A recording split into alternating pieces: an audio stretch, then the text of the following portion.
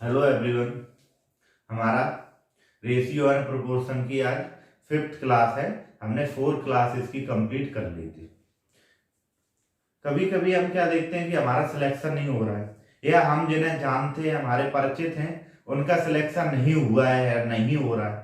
वो मेहनत तो बहुत कर रहे हैं, मतलब 8 से 10 घंटे पढ़ रहे हैं जिस हिसाब से, यानी सिलेबस के अकॉर्डिंग भी पढ़ रहे हैं, फिर भी उनका सिलेक्शन नहीं हो रहा है।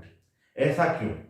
कभी कभी हम क्या करते हैं कि सिर्फ सिलेबस से अकॉर्डिंग पढ़ते हैं, या हमें जो भी एक बुक मिल गई है, सिलेबस के अकॉर्डिंग वाली एक बुक मिल गई, हमने उसका रट्टा मार लिया। इससे सिलेक्शन नहीं होगा आपका। आपको सिलेक्शन के लिए एक सही अप्रोच की जरूरत है, एक सही स्ट्रेटजी की जरूरत है कि आपको किस हिसाब से पढ़ना चाहिए। उसके आपके पास घंटे होने चाहिए कि कितने घंटे मुझे किस सिलेबस को किस सब्जेक्ट को देना है। ऑब्वियस सी बात है कि आप उसी सब्जेक्ट को ज्यादा घंटे दोगे जिसका वेटेज ज्यादा होगा, या जो आपको टफ लगता है उसको आप ज्यादा प्रेफरेंस दोगे। हम वनडे एग्जाम की अगर बात करें तो हमारे पास 4 सब्जेक्ट रहते हैं: मैथ, रीजनिंग, इंग्लिश और जीके।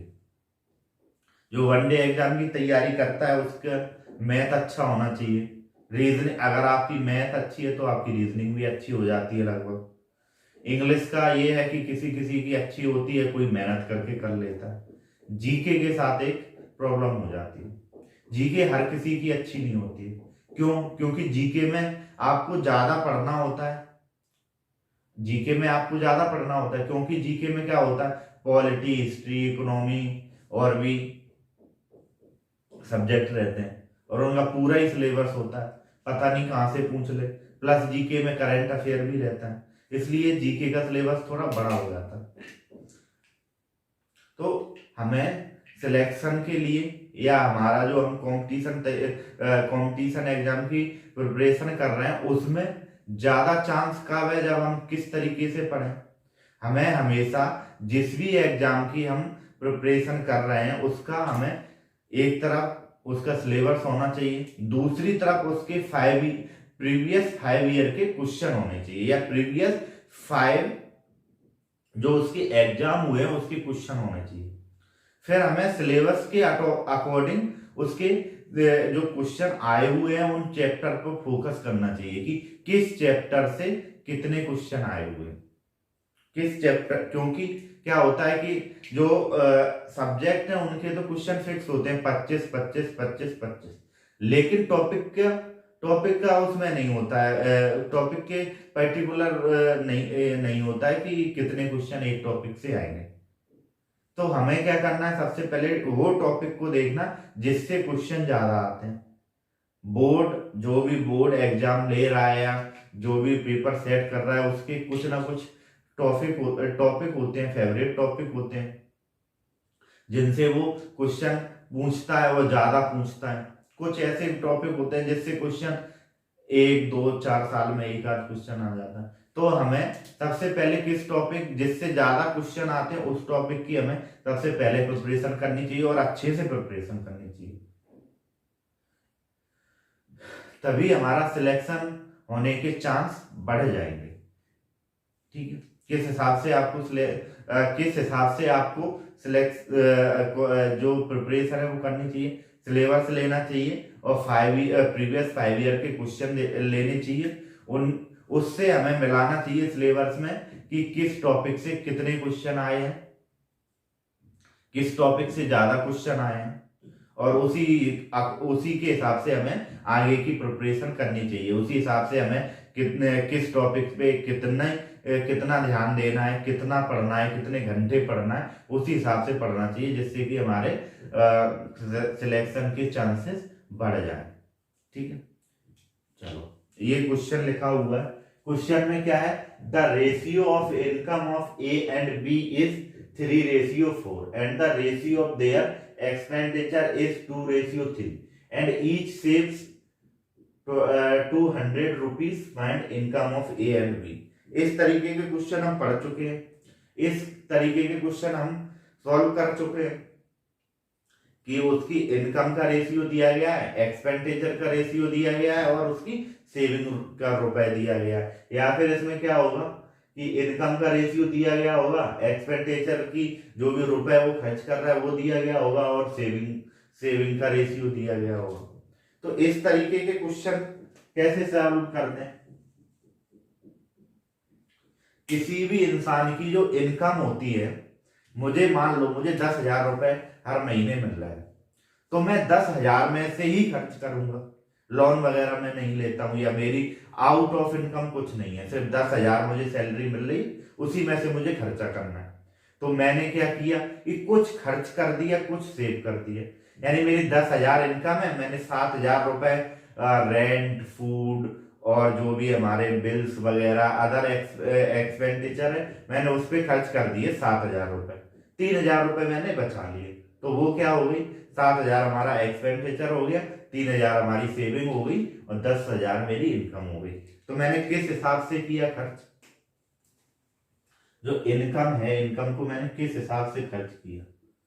इनकम बराबर एक्सपेंडिचर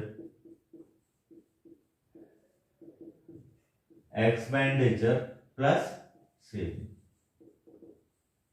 जो भी इनकम है, जो भी एक्सपेंडिचर है और सेविंग, एक्सपेंडिचर और सेविंग को हम मिला देंगे तो मेरी इनकम आ जाएगी। या जो हमारी इनकम है वो किस में खर्च होगी, या तो एक्सपेंडिचर में खर्च होगी, और सेविंग जो भी एक्सपेंडिचर में खर्च नहीं होगी वो किस में, सेविंग में चली जाएगी। ठीक, तो ये हमारी इनकम बराबर क्या होता है, एक्सपेंडिचर प्लस सेविंग। अब इनकम का रेशियो हमें दिया गया है, इनकम का रेशियो दिया गया है, एक्सपेंडिचर का रेशियो दिया गया, लेकिन सेविंग का रेशियो नहीं दिया गया। मुझे क्या है, 200 रुपए बोल दिए गए कि हर महीने वो कितने रुपए, 200 रुपए बचाते हैं दोनों। तो मैं कैसे करूंगा, मैं मान लेता हूं एक्सपेंडिचर कितना है, 2x प्लस का 2x प्लस का 200 रुपीज अपॉन 3x प्लस का 200 रुपीज। ये क्या हो गई, ये क्या हो गई, इनकम ऑफ ए। ये क्या है, इनकम ऑफ ए। ये क्या है, इनकम ऑफ बी। ये क्या है, इनकम ऑफ ए, ये है इनकम ऑफ बी। इन दोनों का हमें रेशियो दिया गया है, तो मैंने इन दोनों का रेशियो लिख दिया, 3:4। इनका हमें रेशियो दिया गया है, तो मैंने इनका रेशियो लिख दिया 3:4। इसका क्रॉस मल्टीप्लाई किया तो क्या आ गया हमारे पास, 8x plus 800 upon 9x plus 600। ठीक, क्रॉस मल्टीप्लाई किया तो ये इक्वल टू में आएगा 9x प्लस का 600। ठीक है, तो ये इधर गया, ये इधर आया, तो क्या आया, x इक्वल टू क्या आया मेरे पास, 200। ठीक है, x की वैल्यू हमारे पास क्या आ गई, 200 रुपए आ गई। मैं ये x की वैल्यू यहां इनकम में रख देता हूं, इनकम ऑफ ए क्या है, 2x प्लस के 200।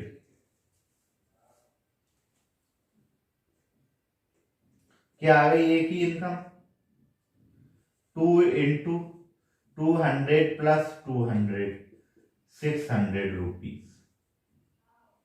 और इनकम ऑफ बी क्या आ गई, 3x प्लस 200, 3 इंटू 200 प्लस 200, तो हमारे पास क्या आ गई, 800। ये हमारे पास ए की इनकम आ गई और बी की इनकम आ गई। चलो ठीक है, हो गया क्वेश्चन। नेक्स्ट क्वेश्चन करते हैं।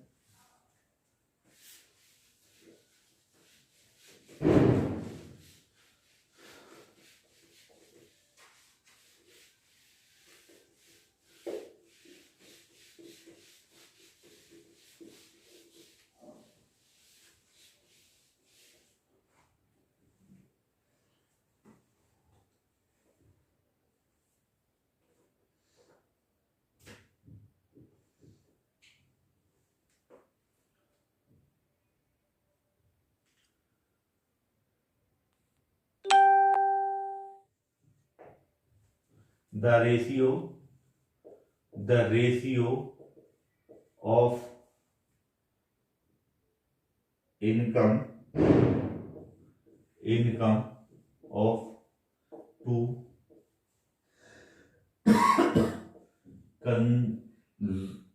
consecutive years is 2:3. The ratio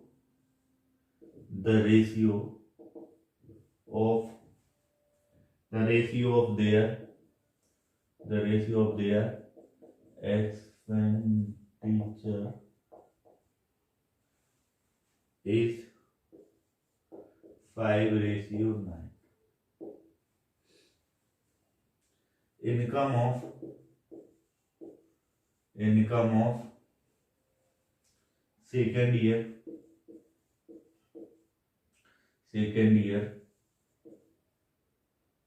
is 45,000 and expenditure of first year is 25,000.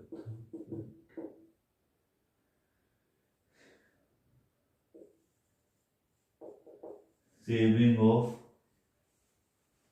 both year together.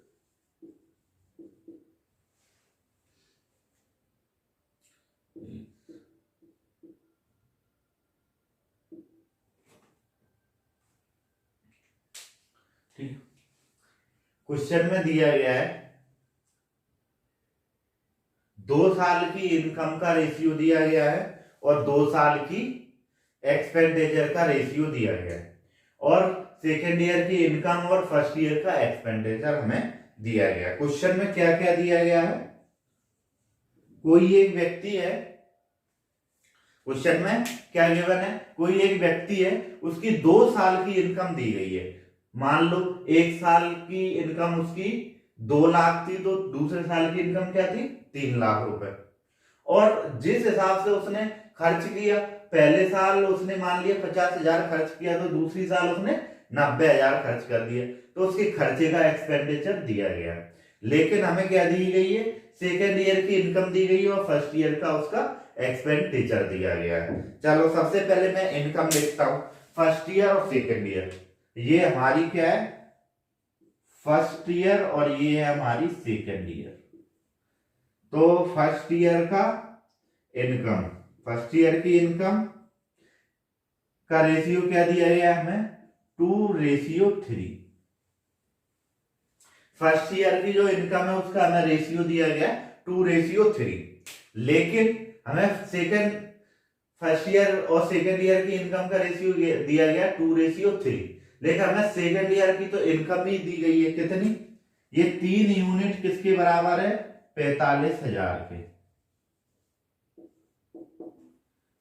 तो 1 यूनिट बराबर क्या हो जाएगा, 1 यूनिट बराबर हो जाएगा 15,000 रुपए। तो ये इसकी इनकम कितनी आ जाएगी 15 दूनी 30,000। इसकी इनकम कितनी आ गई, एक की इनकम कितनी आ गई 30,000 रुपए। पहले का हमें जो सेकेंड ईयर का हमें क्या दिया गया, इनकम दिया गया, और सेकेंड ईयर की इनकम का रेशियो भी हमें दिया गया 2। जो फर्स्ट ईयर और सेकेंड ईयर की इनकम का रेशियो क्या है 2:3, और सेकेंड ईयर की हमें इनकम दी गई है 45,000। तो मैंने 1 यूनिट इसकी निकाली 15,000 और यहाँ पे मैंने इसे पुट करा दिया तो इसकी क्या आ गई, फर्स्ट ईयर की इनकम कितनी आ गई 30,000 रुपए। अब एक्सपेंडिचर देखते हैं, एक्सपेंडिचर का रेशियो दिया गया है 5:9। लेकिन हमें क्या दिया गया है, फर्स्ट ईयर का एक्सपेंडिचर दिया गया है। फर्स्ट ईयर का एक्सपेंडिचर कितना है 25,000 यानी 25,000 है। तो 1 यूनिट की वैल्यू क्या आएगी? 5000 रुपीज। यहां पे 5000 हमने मल्टीप्लाई किया 5000 से, तो ये हमारे पास आ गया 45,000 रुपीज। यानी कि उसने फर्स्ट ईयर का एक्सपेंडिचर उसका कितना है? 25,000 रुपए, और सेकेंड ईयर का उसका एक्सपेंडिचर कितना है? 45,000 रुपए। अब इनसे सेविंग का निकालो। सेविंग सेविंग क्या होगी? सेविंग फर्स्ट ईयर में 30,000 रुपए उसकी इनकम है, 25,000 खर्च कर रहा है, तो 5,000 रुपए उसकी इनकम सेविंग हुई। कितनी हुई? 5,000 से। सेकेंड ईयर में क्या कर रहा है? 45,000 कमा रहा है और 45,000 खर्च कर रहा है, तो उसकी सेविंग कितनी हुई? 0। तो टुगेदर सेविंग क्या होगी? सेविंग ए प्लस बी क्या होगी? 5,000 प्लस 0 क्या होगी? 5,000। तो उसकी सेकेंड ईयर क्या होगी? Saving 5,000 rupees. ठीक है, next question.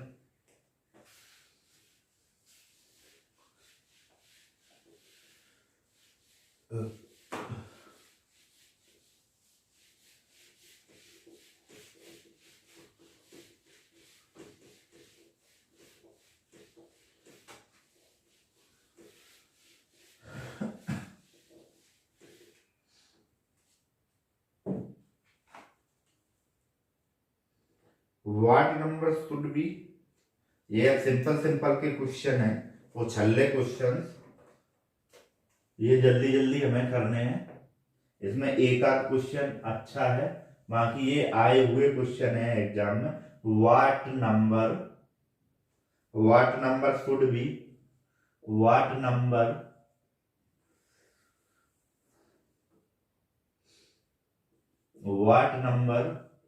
should be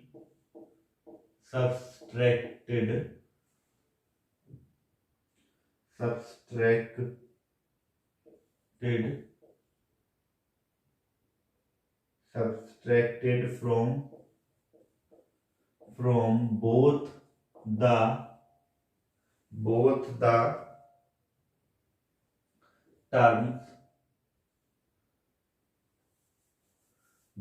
the terms of ratio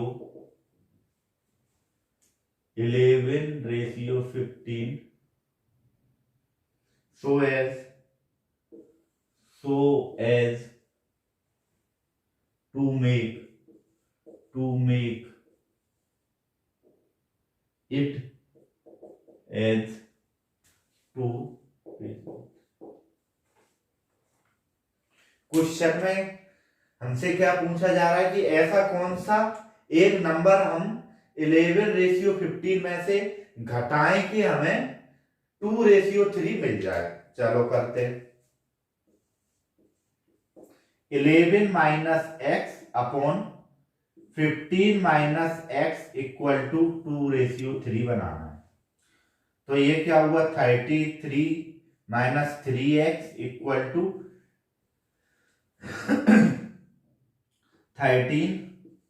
30 minus 2x। ये इस साइड जाएगा, ये इस साइड आएगा, तो क्या आ जाएगा? 3 इक्वल टू x।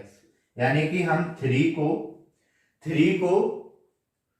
को घटा देंगे तो हमें क्या रेशियो मिल जाएगा? 2:3 मिल जाएगा।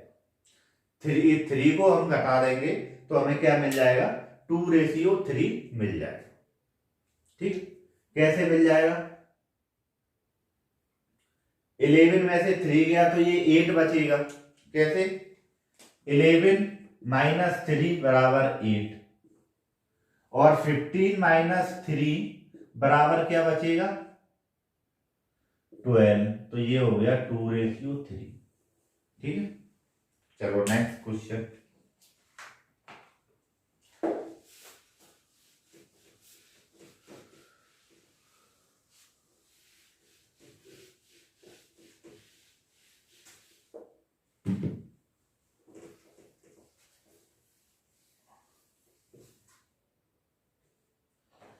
Next question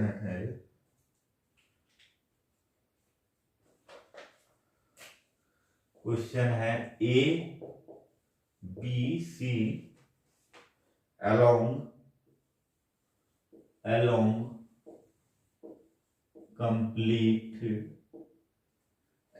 completed a piece of work in 30, 50 and 40 days. The ratio of salary of each day is 4:3:2 respectively. If the total income of A is ₹144, find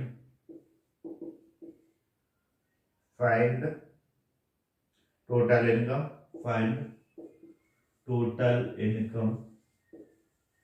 of B. Question में हमें क्या given है कि 3 व्यक्ति है A B और सी। 3 व्यक्ति हैं ए और बी, ए बी सी। वो एक काम को कितने दिन में कंप्लीट करते हैं? ए 30 दिन में, ए 30 दिन में, बी 50 दिन में और सी 40 दिन में कंप्लीट करते हैं एक काम को। और उन्हें सैलरी किस हिसाब से मिलती है? ए को 4, बी को 3 और सी को 2 रेशियो में मिलती है। यानी कि किस हिसाब से सैलरी मिलती है? 4:3:2। ए को 4 मिलेगी तो बी को क्या मिलेगी? 3 मिलेगी रुपीस, और सी को क्या मिलेगी? 2 रुपीस मिलेगी। अब इसमें क्या दे दिया हमें? ए की इनकम दे दी। ए की हमें क्या दे दी? Income they the.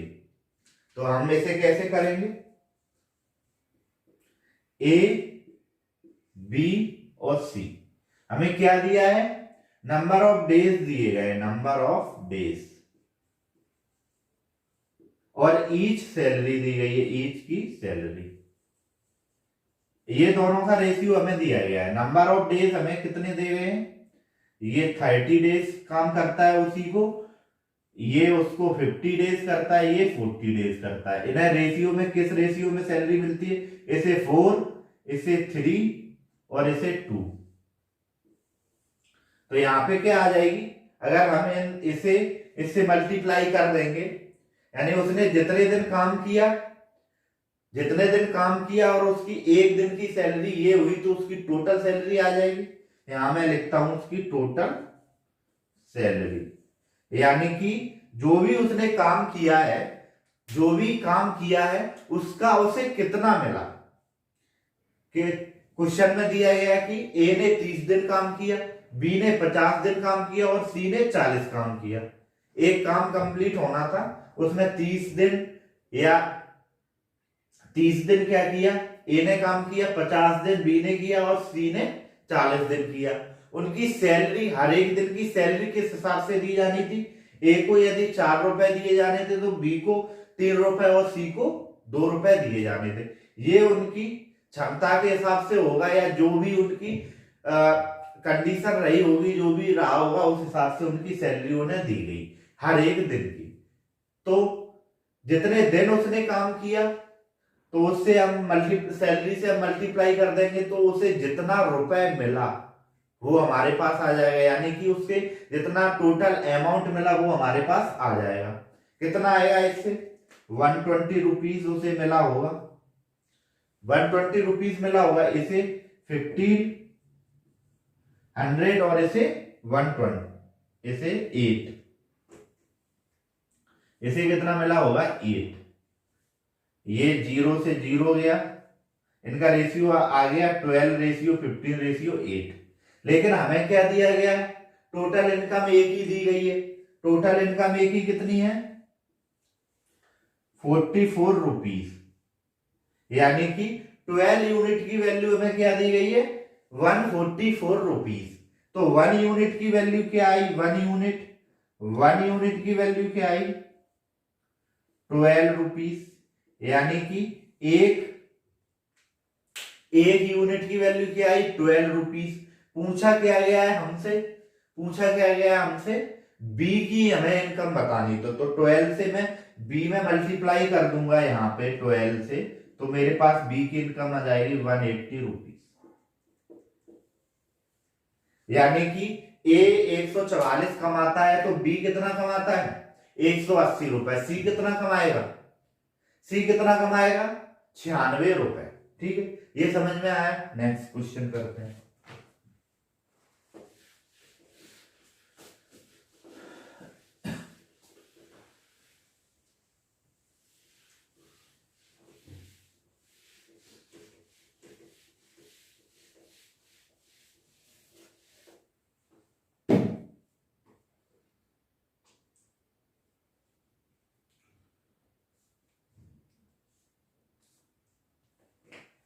A person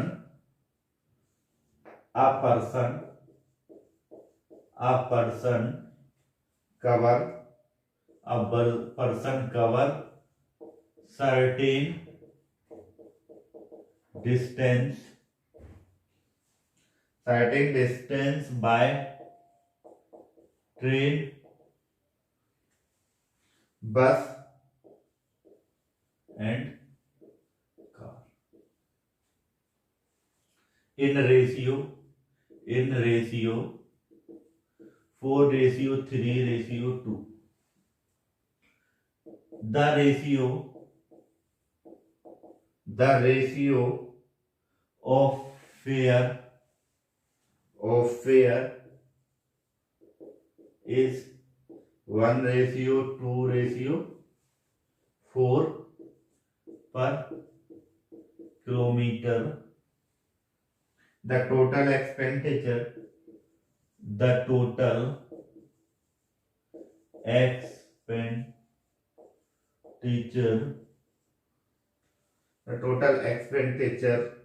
as fare is 720 rupees.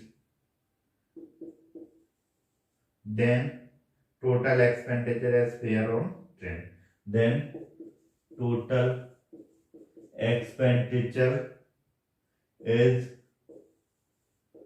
fare on train.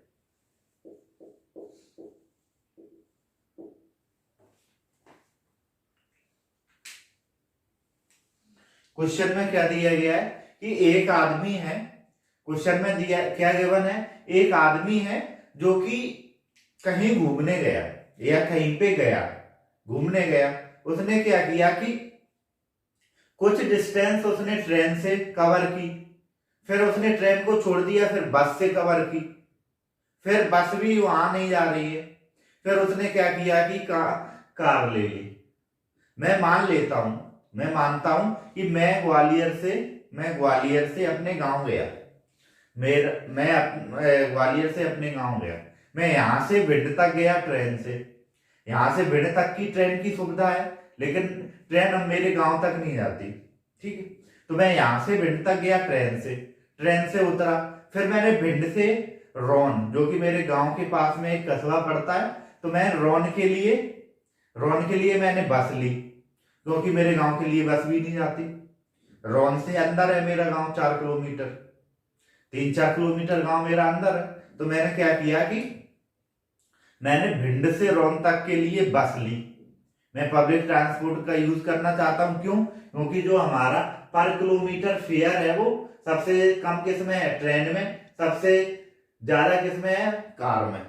Obvious सी बात है, आप कोई भी डिस्टेंस या कहीं भी किसी भी शहर में आप जाते हो तो ट्रेन का जो भी रुपए यानी टिकट होता है वो कम का होता है एज कंपेयर टू बस और फिर बस का भी जो खर्चा, हमारी जो पर्सनल कार होती है, जो हम कार करके ले जाते हैं ट्रेवल वाली, उससे भी कम होता है बस का खर्चा। तो वही मैं ग्वालियर से अपने गांव गया, भिंड तक मैं गया ट्रेन से, भिंड से मैंने ली बस, तो उसने मुझे कहाँ उतार दिया, रोन। अब मुझे रोन से अपने गांव मड़ीजतपुरा जाना है, वहां के लिए कोई बस नहीं चलती, कोई साधन नहीं चलता, तो मैंने एक टैक्सी कर ली, जो कि कैब थी, एक कैब टैक्सी मैंने कर ली। उसने मुझसे कुछ रुपए लिए और मेरे गांव उसने छोड़ दिया। तो इस तरीके से आप मान लो कि इस तरीके से उसने एक दूरी तय की होगी। उसने किस हिसाब से दूरी तय की, सबसे पहले वो ट्रेन से गया, फिर उसने बस ली और फिर कार ली। उसका रेशियो दिया गया है 4:3:2, यानी उसने ट्रेन, बस और कार से किस रेशियो में दूरी तय की, 4:3:1। और उसकी जो फेयर है ट्रेन, बस और कार का,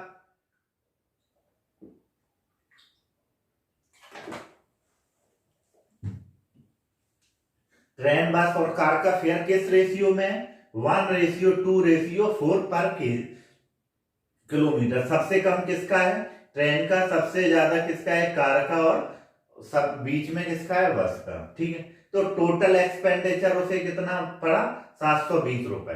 यानी कि मैं ग्वालियर से गांव तक गया तो मेरा टोटल इस पे फेयर कितना खर्च हुआ, 720 रुपए मैंने टिकट में खर्च कर दिए। चलो देखते हैं, करते हैं क्वेश्चन क्या दिया गया है। ट्रेन, बस और कार,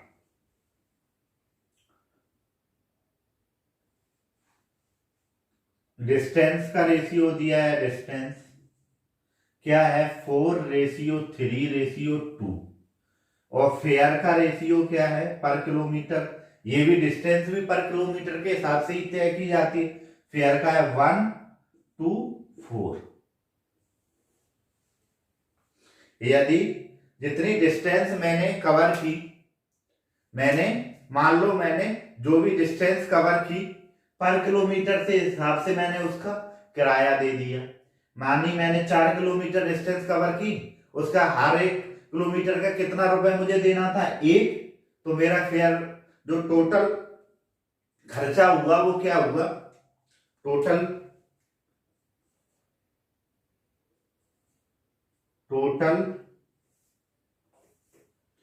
तो मेरा टोटल एक्सपेंडिचर क्या हुआ, मेरा टोटल एक्सपेंडिचर कैसे हुआ, जो मैं डिस्टेंस कवर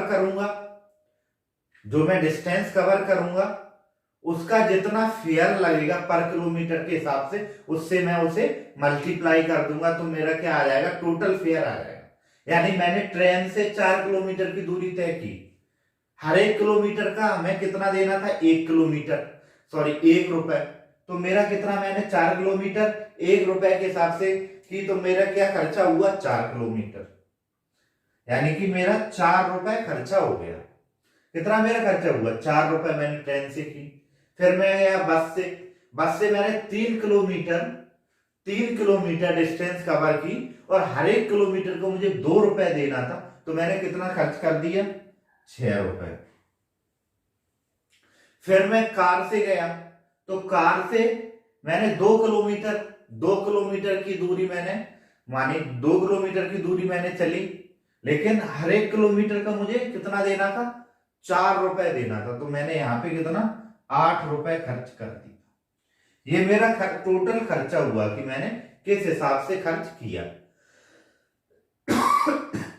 तो मैंने कितने, इसका और सिंप्लीफाई कर दो, 2 से कट जाएगा, तो ये इसका रेशियो आ गया, काट के 2:3:4। तो टोटल एक्सपेंडिचर हमें कितना दिया गया है, 720। ये कितना हो रहा है, 9। तो हमने क्या है, 9 यूनिट बराबर 720, तो 1 यूनिट बराबर 80 रुपीज, यानी कि 80 रुपीज हमने खर्च कर दिए 1 यूनिट। अब हमसे पूछा क्या जा रहा है, ट्रेन का फेयर कितना है, 2, तो इसमें हमें 80 से मल्टीप्लाई कर दूंगा, तो ये आ जाएगा मेरा 160 रुपीज, यानी कि मैंने 160 रुपीज ट्रेन पर खर्च किए, 240 रुपीज मैंने किस पे खर्च किए, बस पे खर्च किए, और 320 रुपीज मैंने किस पे खर्च किए, कार से खर्च किए। क्यों? क्योंकि जो कार का जो फेयर था, पर किलोमीटर का जो किराया था वो सबसे ज्यादा था, और सबसे कम किसका था, ट्रेन का। तो मैंने कार पे सबसे ज्यादा खर्च कर दिए और ट्रेन पे सबसे कम खर्च कर दिए। चलो नेक्स्ट क्वेश्चन करते हैं।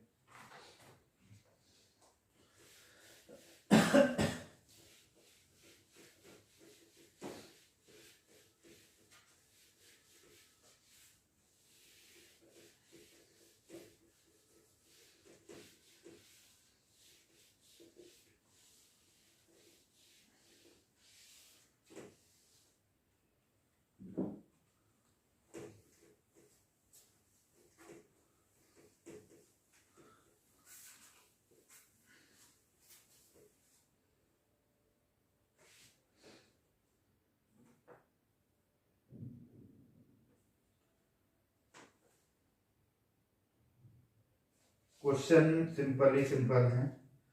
To number two number two number are in the ratio 4:5 respectively if each number is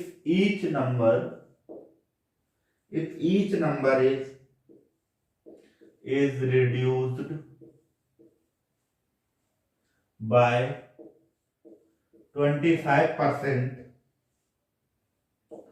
then the ratio becomes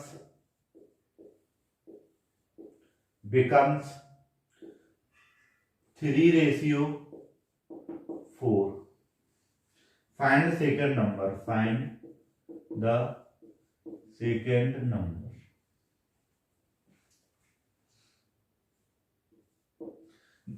question में क्या गिवन है कि दो नंबर का रेशियो हमें दिया गया है। क्या क्या दिया गया है? 4:5। दो नंबर का रेशियो हमें क्या दिया गया है? 4:5। अगर उन दो नंबर में से मैं 25-25 दोनों में से घटा दूं तो मेरे पास क्या रेशियो बनता है? 3:4। चलो, जो लैंग्वेज फॉर्म में दिया गया मैं उसे मैथमेटिकल फॉर्म में लिख देता हूं। मेरे पास दो नंबर हैं, एक ये हो गया, इसका रेशियो क्या दिया है? 4:5। तो मैंने 4x - 25 कर लिया। दूसरा क्या है? 5x - 25। तो ये फर्स्ट नंबर हो गया, नीचे वाला सेकंड नंबर हो गया। जब इसमें से मैंने 25 घटा दिया, इसमें से 25 घटा दिया, तो मेरे पास क्या आ गया? इसका एक रेशियो आ गया। 25 घटाने के बाद क्या रेशियो आया मेरे पास? 3:4 मैंने लिख दिया। क्रॉस मल्टीप्लाई करा दो तो ये हो गया 16x - 100 = 15x - 75। ये इधर आएगा, वो उधर जाएगा, तो x = आ गया 25। x की वैल्यू क्या आ गई? 25 आ गई। अब सेकंड नंबर पूछा गया, तो सेकंड नंबर क्या है? ये। तो मैंने सेकंड नंबर क्या है? 5x। तो ये आ गया 125। कितना आ गया? 125। ठीक है। सेकंड नंबर क्या था? 5x किस रेशियो में था? 4:5। तो 5x था, तो सेकंड नंबर क्या आएगा? 5x। तो 125। ठीक है।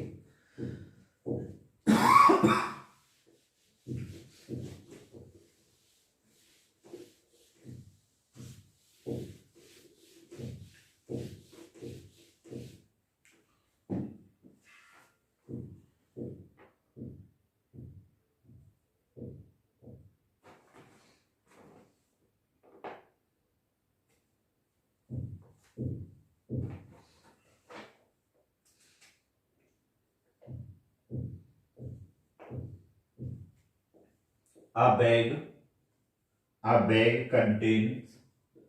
bag contains ₹4 410 in the form of rupees 5, 2 and 1 coins. The number of coins are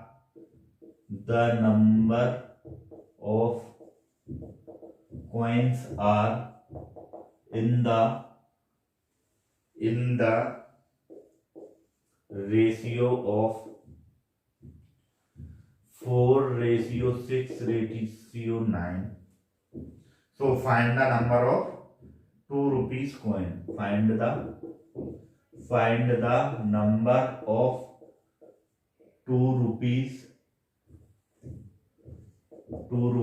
coins. इस तरीके के क्वेश्चन हम कर चुके हैं। इसमें क्या दिया गया है कि एक बैग है, उसमें कुछ कॉइन है, एक बैग में कुछ कॉइन है। कितने रुपए के? 410 रुपए के कुछ कॉइन है। एक बैग है, मान लो ये एक बैग है, इसमें कुछ कॉइन डले हुए हैं। इसमें क्या है? कुछ कॉइन है, लेकिन इन कॉइन की हमें कितनी वैल्यू के कॉइन है वो तो हमें पता है कि 410 रुपए है इसके। इस बैग के अंदर कितने?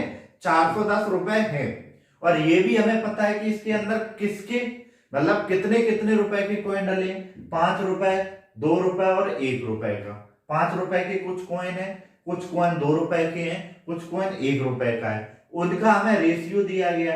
यदि 4 कॉइन 5 रुपए के हैं तो 6 कॉइन 2 रुपए के हैं, तो 9 कॉइन कितने? 1 रुपए के हैं। 4 कॉइन 5 रुपए के हैं, 6 कॉइन कितने के हैं? 2 रुपए के हैं, और 9 कॉइन कितने रुपए के हैं? 1 रुपए के हैं। ये रेशियो हमें दिया गया है। टोटल नंबर ऑफ रुपीस हमें दिए गए हैं, तो हम कैसे निकालेंगे? टोटल नंबर ऑफ रुपीस में सबसे पहले लिख लेता हूं। अब जो हमें रुपीस दिए गए हैं उनसे हम मल्टीप्लाई करा दो। 5 रुपए के कितने कॉइन है? 4। 5 रुपए के कितने कॉइन है? 4। तो कितने रुपए हो गए? 20 रुपए हो गए। 20x। 2 रुपए के कितने कॉइन है? 6। 6 यूनिट में है तो 6 दूनी 12 यानी 12x। और 1 रुपए का 9। इन्हें जोड़ दो तो कितना आएगा? 41x। 41x बराबर 410। x की वैल्यू आ गई 10। क्या वैल्यू आ गई? 10। पूछा क्या है? 2 rupees coin. 2 rupees coin. 2 rupees coin किस रेशियो में है? 6x। तो क्या आ गया? 60 कॉइन। यानी कि कितने? 120 रुपए के 60 कॉइन उसमें है। चलो next question.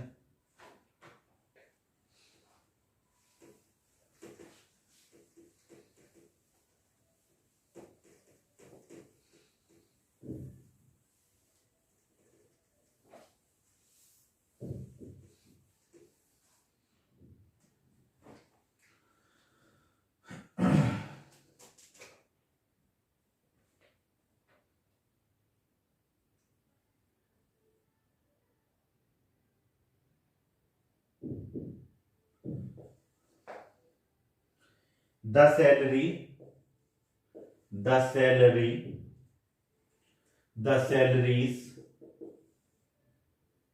salaries of A, B and C are in the ratio of 1:3:4. If salaries are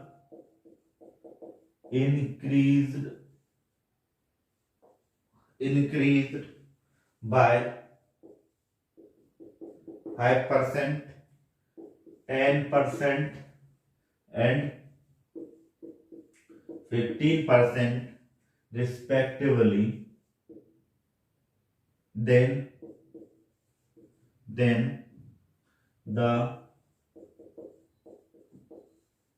increased salaries will be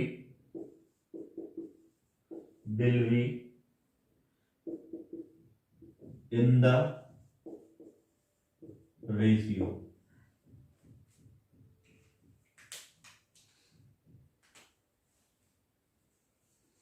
question में क्या गिवन है, एबीसी की सैलरी का रेशियो दिया गया है। एबीसी की सैलरी का रेशियो क्या दिया गया, 1:3:4। इन एबीसी की सैलरी का रेशियो दिया गया 1:3:4। अब बोला है कि नेक्स्ट ईयर उनकी सैलरी किससे बढ़ती है, ए की 5%, बी की 10% और सी की 15% बढ़ती है। तो अब इनकी सैलरी का रेशियो क्या होगा।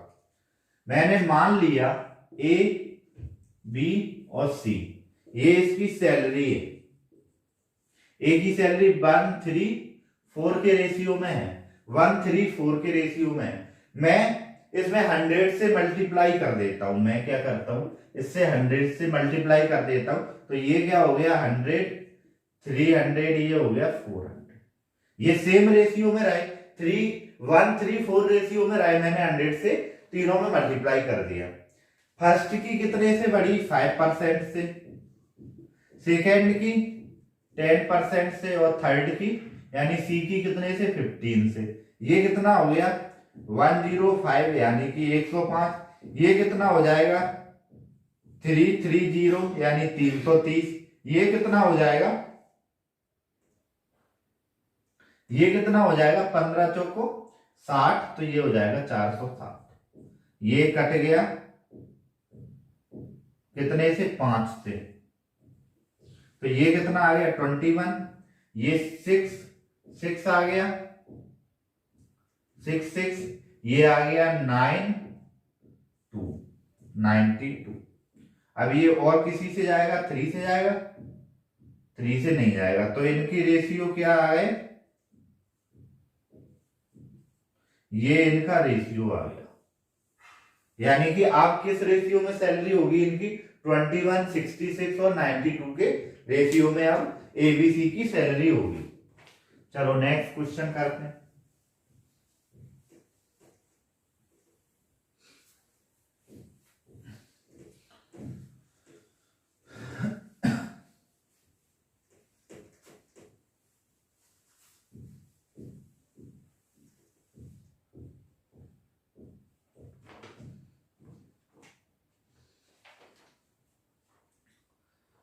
लोग कभी कभी लोग क्या बोलते हैं कि ऐसी गर्लफ्रेंड बनाओ, वैसी गर्लफ्रेंड बनाओ तो आपका सिलेक्शन हो जाएगा या आप अच्छी ऊंचाई पे चले जाओ। तो भाई ये सब सिर्फ कहने की बातें हैं। जब आदमी प्यार में होता है ना तो उसे कुछ नहीं दिखाई देता है, वो कैसी भी गर्लफ्रेंड बनाता है और कैसे भी काम करता है। ठीक है, तो गर्लफ्रेंड आप बना रहे हो, यदि आप गर्लफ्रेंड बना ही रहे हो तो फिर एंजॉय करो, उसके बाद में फिर जो भी करना है कर लेना।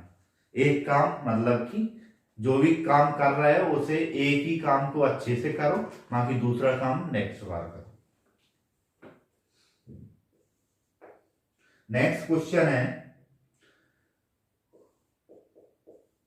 68,000 rupees is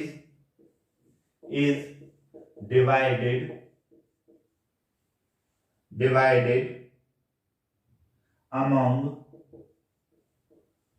A, B and C in the ratio of 1/2, 1/4, 1 or 5/60. The difference of the greatest and smallest part is the difference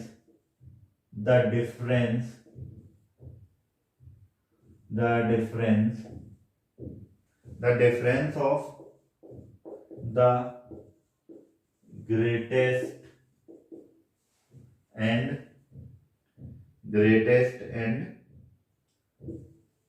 the smallest part is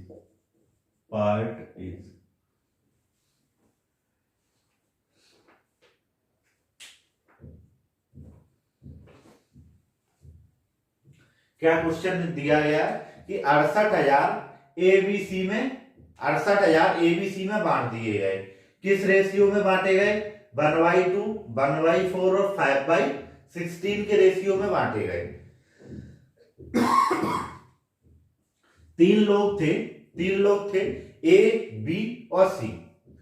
A, B और सी, उन तीनों में 68,000 रुपए बांटने थे। एबीसी में 68,000 रुपए बांटने थे, लेकिन उसका एक रेशियो दिया गया था 1/2, 1/4 और 5/16 रेशियो में 68,000 रुपए बांटने थे। चलो कैसे बांटते हैं देखते हैं। ए, बी और सी, इनका क्या रेशियो दिया गया? 1/2, 1/4 और 5/16। ये रेशियो हमें दिया गया है। मैं एक इसका सिंपल रेशियो बना लेता हूं। कैसे बनाऊंगा मैं? 2, 4 और 16 का एलसीएम लेके।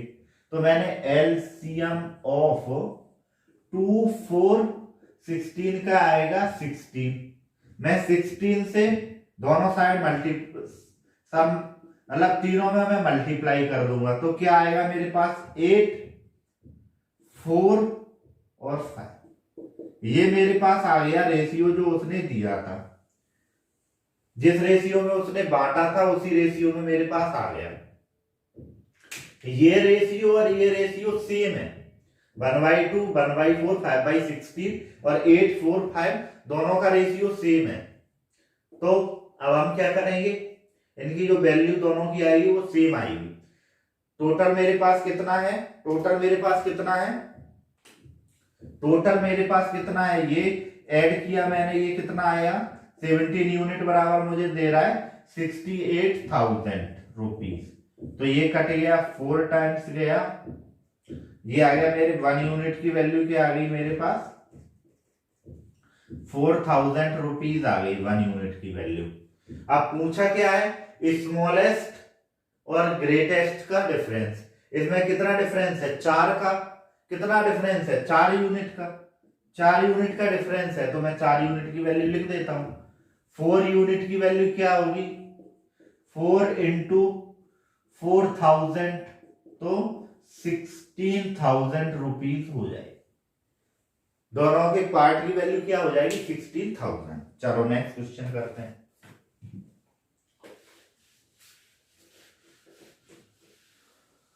कितने मिनट की क्लास हुई?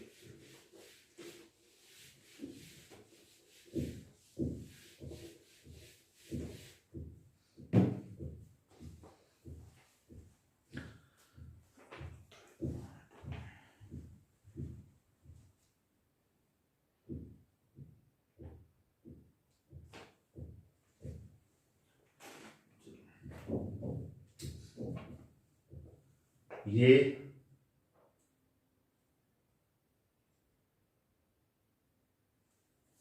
a sum of rupees 3,115 is divided among A, B and C such that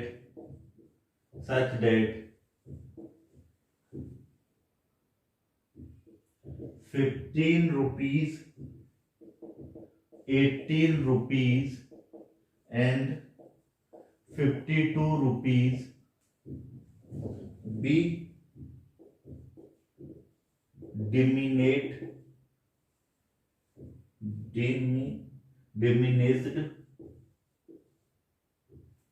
from their share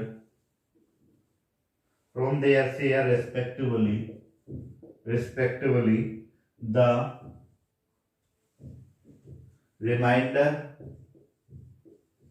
the remainder shall be in the remainder shall be in the ratio of 8 15 20 8 15 20 find the share of each find the share of each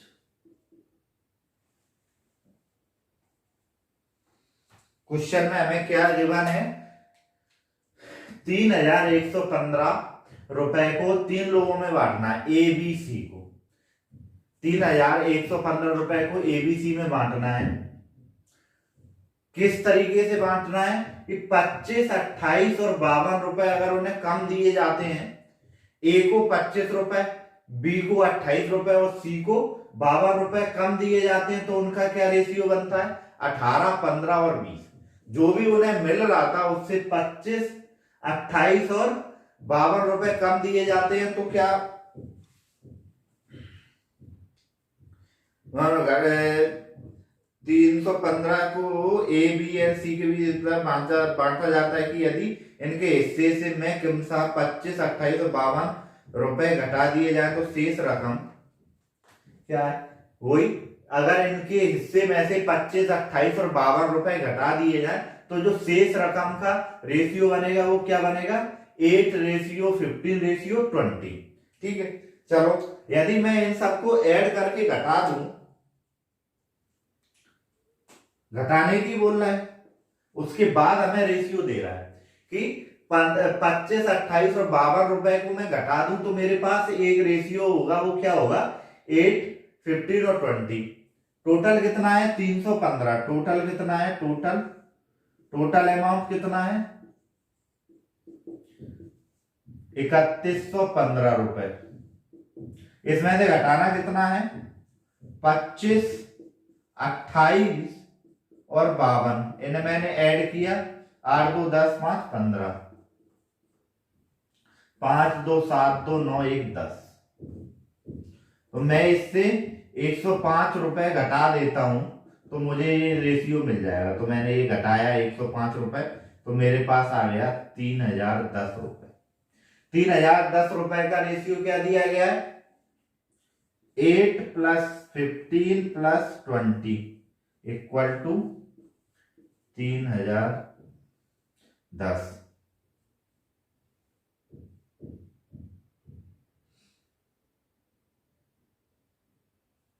ठीक है 3010 रुपए आ गया ये कितना हुआ 43 unit = 3100 ये कितने से जाएगा 7 से तो 1 यूनिट की वैल्यू आई 70 रुपए पूछा क्या गया है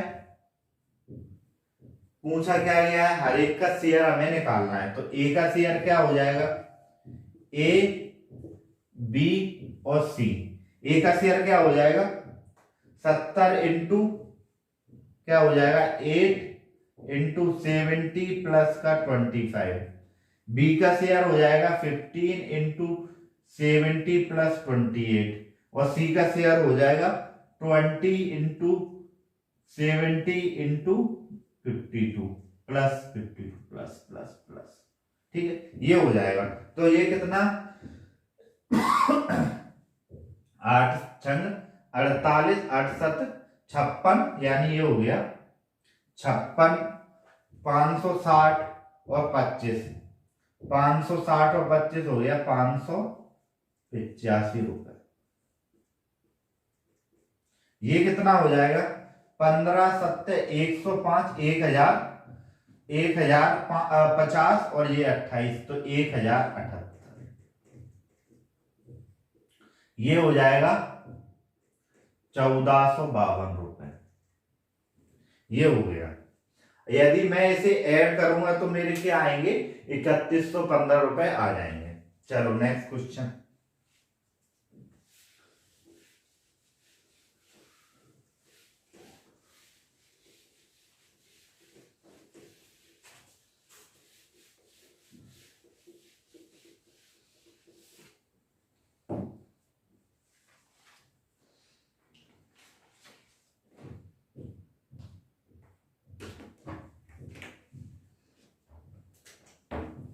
a milkman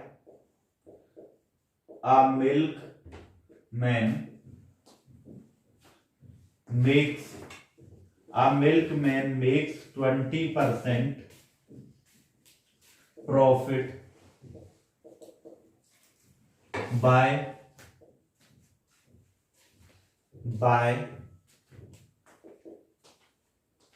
selling milk mixed with water, milk mixed with water at ₹9 per liter. If the cost price of 1 liter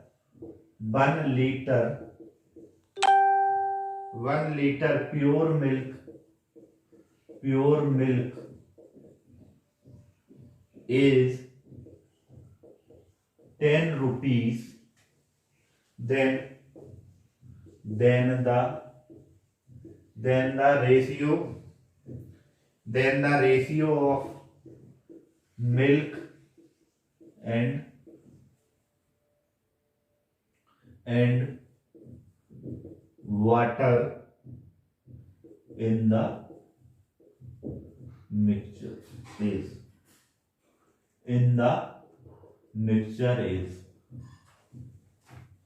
question में हमें क्या गिवन है कि एक दूधिया 9 रुपए लीटर दूध बेचता है।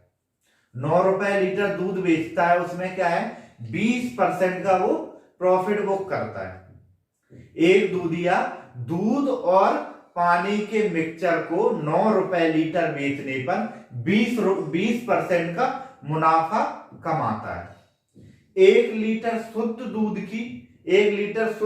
की जो कीमत है वो कितनी 10 रुपए दे रखी है। तो हमें क्या पूछा है कि दूध और पानी का जो हमें क्या पूछा है, रेशियो हमें पूछा गया है दूध और पानी का क्या होगा मिक्सचर में। चलो निकालते हैं।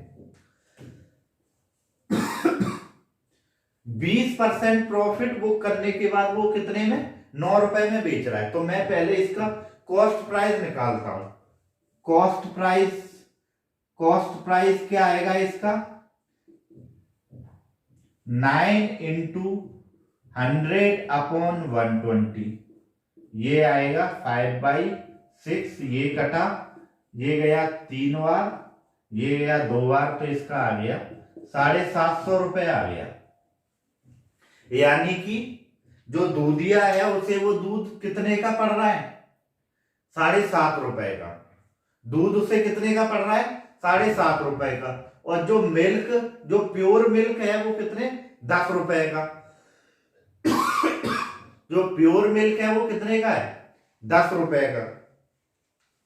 तो रेशियो ऑफ मिल्क और वाटर निकालें।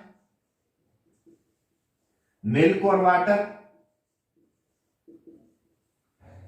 और वाटर का रेशियो क्या आएगा, मिल्क कितना होगा 7.5, तो वाटर कितना होगा 2.5। जो मिक्सचर दिया है वो 7.5 रुपए लीटर उसे पड़ रहा है। और जो कॉस्ट प्राइस आ रही है मिक्सचर की, दूध और पानी का मिक्सचर जो वो 9 रुपए में बेच रहा है, उसकी कॉस्ट प्राइस क्या आ रही है 7.5 रुपए। लेकिन जो प्योर मिल्क की कॉस्ट प्राइस कितनी आ रही है 10 रुपए। जो प्योर मिल्क है उसकी कॉस्ट प्राइस क्या आ रही है 10 रुपए। यदि मैं प्योर मिल्क और मिक्सचर को घटा दूं तो मेरे पास पानी की भी, जितना पानी उसने मिलाया है उसकी वैल्यू आ जाएगी। कितना उसने पानी मिलाया, तो उसने कितना 2.5 लीटर पानी मिलाया कितने पे 7.5, यानी 7.5 किलो पे। तो इनका रेशियो आ गया 3:1। ये हमसे पूछा, ठीक है। तो हमारे रेशियो एंड प्रोपोर्शन के जो हमारी सीट थी वो कंप्लीट हो गई है। अब कल से हम एसएससी प्री के जो प्रीवियस ईयर आए हुए क्वेश्चन करेंगे, उसके बाद में हम व्यापम के रेशियो एंड प्रोपोर्शन के क्वेश्चन कंप्लीट करेंगे और फिर ये हमारा टॉपिक समाप्त हो जाएगा, यानी ये टॉपिक हमारा खत्म हो जाएगा। चलो, अगर वीडियो आपको अच्छा लगता है तो लाइक करें, शेयर करें, सब्सक्राइब करें। Thank you very much.